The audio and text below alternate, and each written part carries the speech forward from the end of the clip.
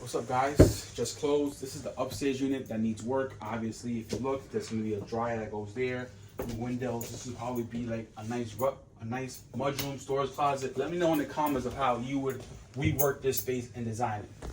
Follow me.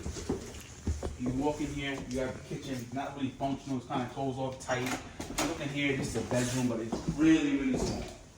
Like I'm 6'6" and I can damn near touch both walls. It's really small. Kind of sucks. Let me know how you would rework the space. This is your kitchen, not really much to it, and then over here we have another really small bedroom.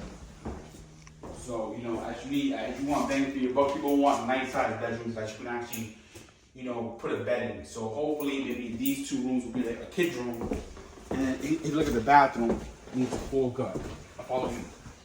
This bathroom is crazy. It has this fucking 12-foot shit. I don't know. It's not sexy anymore. Again, let me know in the comments how you would rework this space and design it. From a design standpoint, a construction standpoint, let me know how you would design it. And then as we transition, we go into the living room. Nice size living room. Nice size family room. Again, let me know how you would design this, flooring, paint wise, and last but not least, here's the third bedroom. Again, another small room. I can touch almost both sides. You don't want that. Let me know in the comments how you would work this. Would you blow through this wall and just have two nice sized bedrooms? Let me know. Would you push this wall out, steal some space from the living room and have like an open concept kitchen, open concept living area? Let me know in the comments. Stay tuned.